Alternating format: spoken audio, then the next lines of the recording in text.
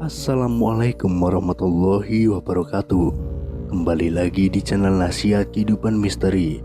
Pada video kali ini kami akan membahas tentang misteri Candi Borobudur. Candi Borobudur telah diakui sebagai warisan dunia UNESCO dan situs arkeologi Buddha terbesar di dunia oleh Guinness World Record. Namun terlepas dari pengakuan ini, candi ini masih menyimpan sejumlah misteri yang belum terpecahkan. Candi Borobudur yang terletak di Kabupaten Magelang, Jawa Tengah ini selama berabad-abad terkubur di bawah gundukan tanah, menjadi serupa bukit penuh dengan semak belukar dan ditumbuhi pohon akibat letusan Gunung Merapi.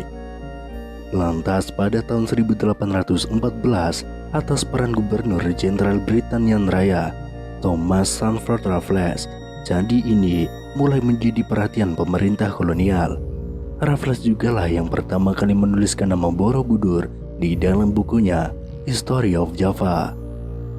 Borobudur memang masih banyak menyimpan misteri, seperti bagaimana cara membangunnya, dari mana asal batu tersebut, lalu bila batunya berasal dari Gunung Merapi, bagaimana cara membawanya, mengangkatnya, dan juga menyusunnya.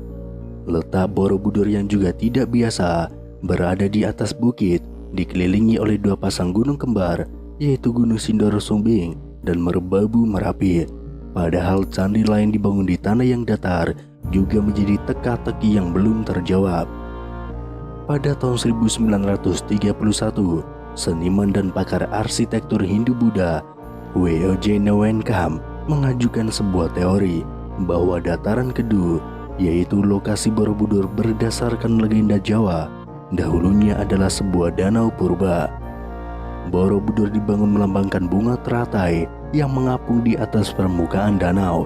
Ini menjadi sebuah hipotesis yang disambut perdebatan hangat oleh karangan para ilmuwan saat itu.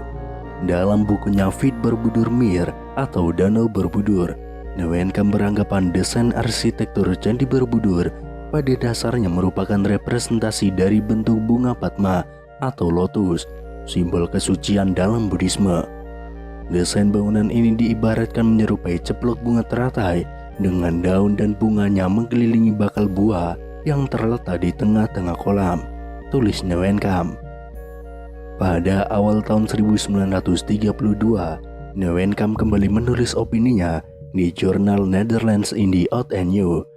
Dia mengatakan bahwa bangunan raksasa itu didirikan untuk melukiskan bunga teratai raksasa sebagai penghormatan atas Buddha Maitreya. Menurutnya secara mitologis, sosok ini dinarasikan lahir dari rahim bunga teratai. Borobudur ialah bangunan bunga teratai raksasa dari jutaan kubik batu andesit yang menyempul di tengah sebuah danau. Pada tahun 1937, dirinya kembali melakukan penelitian lanjutan dengan mempelajari topografi daerah di sekitar Candi Borobudur. Hasil penelitian ini pernah dimuat di harian Algemeen Handelsblad pada 2 Mei tahun 1937, lengkap dengan gambar peta dan daunnya.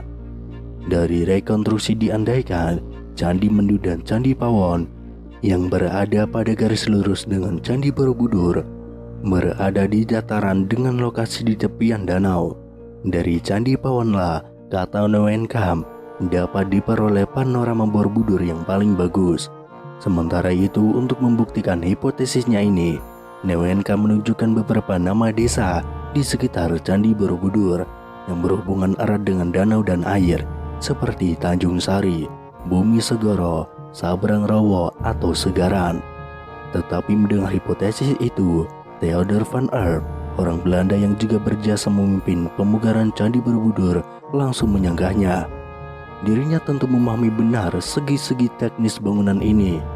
Dalam catatan van Erp, Candi Borobudur dibangun dari 2 juta kubik batu andesit, terdiri dari 1460 panel bergambar dan 1212 panel dekoratif, dan juga 504 patung Buddha 3 dimensi plus 1 stupa besar dengan diameter 52 kaki.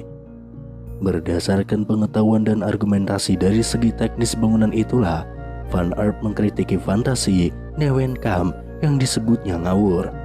Asalnya hipotesa ini tidak didasarkan pada prasasti yang menyebutkan adanya lingkungan danau di sekitaran candi. Walaupun demikian, sejak Newenka mengemukakan hipotesisnya ini, dirinya berhasil merangsang ilmuwan lain agar membuktikan hal ini. Beragam ilmuwan hingga tokoh nasional pun mulai mencari pembuktian akan hipotesis ini.